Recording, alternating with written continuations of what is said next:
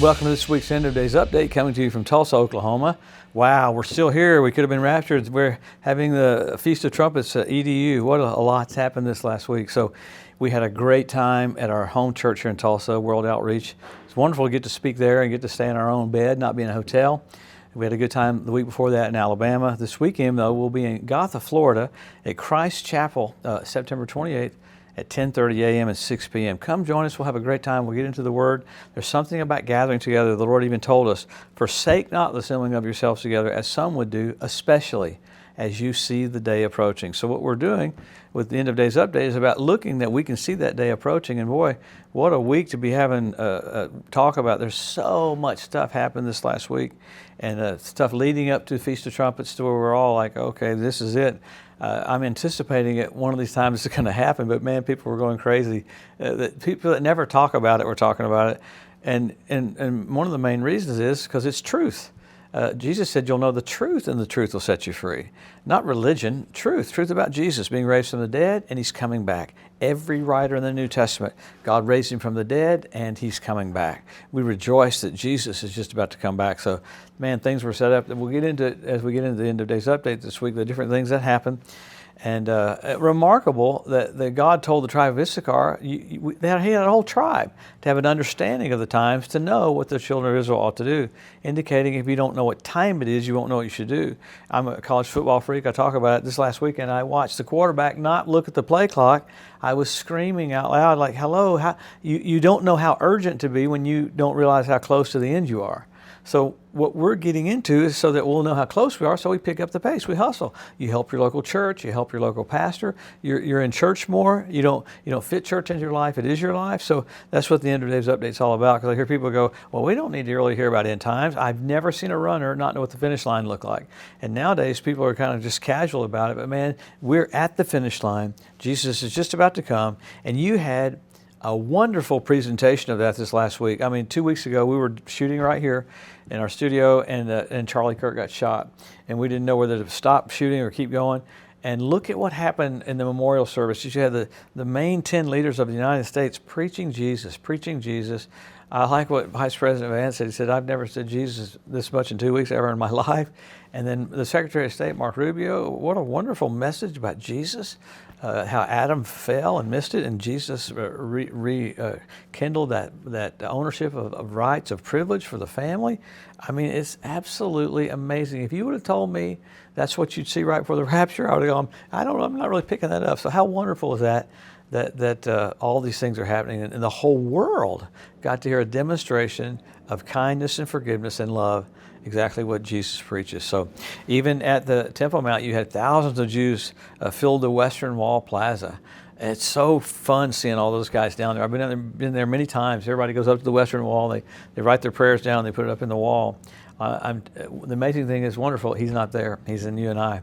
Today, there'll be a lot of shofar sounding off for the Feast of Trumpets. I've seen several of the videos where it showed there was supposed to be 100. That freaked me out when I saw how big that was. But just the video I saw today, there was just several, but it was still, you could just sense the presence of God. How amazing to make proclamation that the Messiah is coming. And so everything that's happening right now is to make way for the entrance of the King. So you had the Western nations officially recognize a Palestinian statehood while on the Feast of Trumpets. I mean, isn't that just a coincidence? You know, in the Hebrew language, there is no word for coincidence. I mean, these things are all happening right in a row.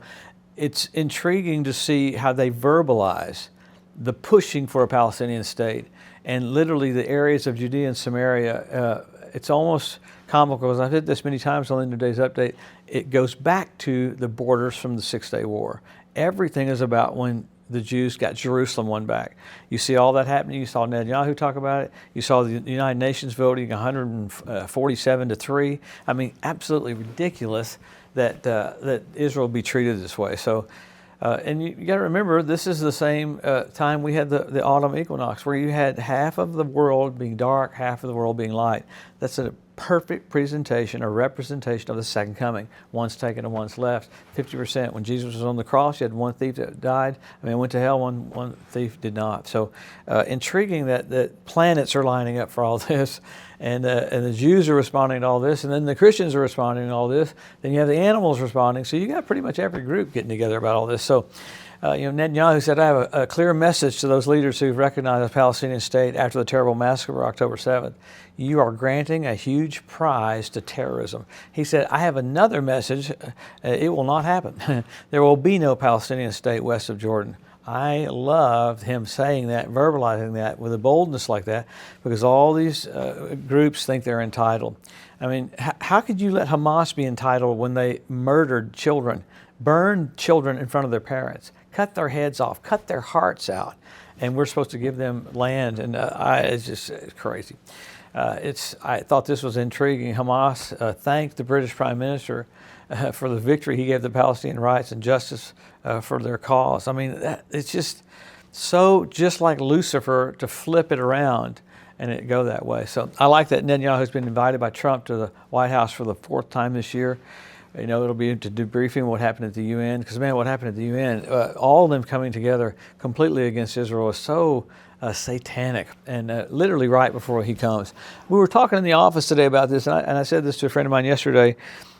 All of this pressure is being put on Israel, so all of a sudden the Antichrist is going to come in and go, okay, now every single household in Israel is going to get $10 million. And you know what? I'll have a Palestinian state if you give me $10 million. I'll tell you what, they're going to go, we're going to forgive your debt, and you got $15 million. All the Israelis will get it, the Palestinians will get it, everybody's going to have a certain amount of money, and it don't matter how much land you got. When you got that much money, people will find a way to get happy. So look how crazy something like that's going to happen, to be an entrance for the Antichrist. And it may be subtle or it may be bold, but we're very, very close to that happening. Iran's rapidly enriching uranium with no oversight. Guterres from the IAEA was there, and he said, we're not able to watch and see, but the parts we did see were where they weren't supposed to do it, and they had particles of uranium and plutonium out in the yard area where they said there was nothing like that there, where they were enriching uranium out there. So Iran's continuing to try to basically snooker the world, but thank God we won't be snookered. So Syria president suggested a border security deal with Israel could be reached within days, because that border security area is keeping Iran from coming right down into Israel. They built the first base there in Syria 8 kilometers from the border of Israel. That's just right there. I mean, when you get up on the Golan Heights, you can look down over Damascus. The lights of Damascus are right there, and this would be even closer than that. So you have all this happening, and I think it kind of, I say it blows my mind, but it doesn't blow my mind. Jesus is just about to come. Wow, aren't we blessed? Don't you? This sensation we had in the office getting ready to shoot was, wow, we're here at Feast of Trumpets, ready for the trumpet to sound, ready to see Jesus. So we're that close. I believe whenever it is going to happen, we'll be sensing it right ahead, and it'll be fun like that. It'll be lots of massive joy, supernatural joy will be in our soul. We're going to be caught up. We're going to see Him face to face. This mortal body is going to be changed. Think about it. You've bore the image of the earthly, you're going to bear the image of the heavenly. So let's run through what the Bible says we can look at right now, because this is what we want to see. Religions come and go, different things come and go, but the Word never changes. Number 1, Israel brought back as a nation. Number 2, Jerusalem won back. Then you got the Hebrew language restored. You got the Ethiopian Jews brought back. You've got the fertility of the land of Israel. You got the revival of the Roman Empire. You had ritual baths around the Temple Mount filled up with water, first time in 2,000 years. You had foxes on the Temple Mount. You had fish in the Dead Sea. You had the Dead Sea turned blood red where Sodom and Gomorrah was on the Day of Atonement. That is just remarkable. So the Lord's given us all these signs so that we would have a heads up. And that's what He said. When you see these things come to pass, run into the woods. No, He said, when you see these things come to pass, lift up your heads. Your redemption draws nigh. Now, the lifting up the head part is He doesn't want you downtrodden. He wants you excited. He wants you happy.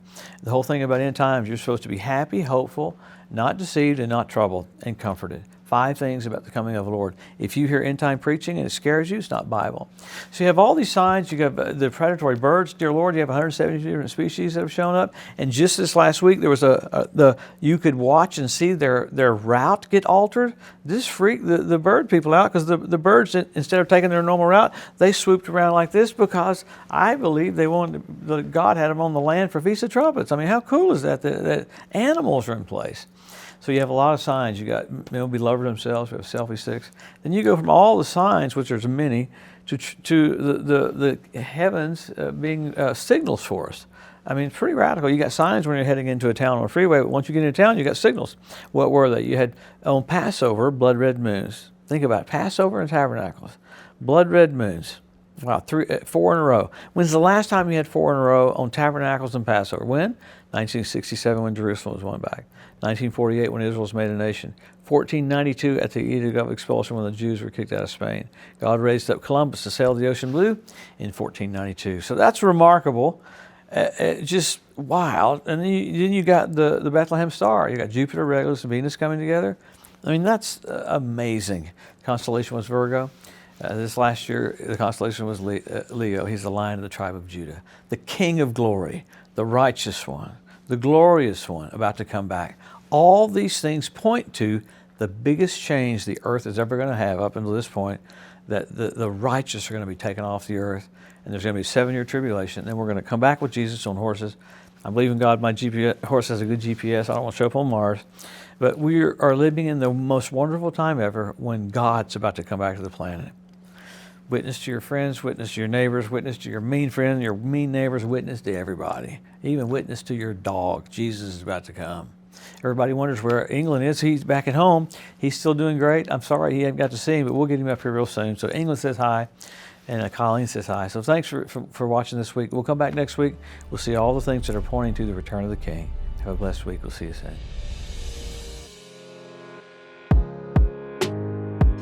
Thanks for joining us today at the End of Days Update.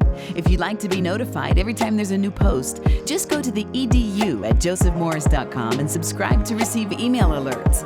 If these posts and updates have been a blessing to you, please consider making a one-time donation to help get the message out, or even becoming a monthly partner with Joseph Morris Ministries.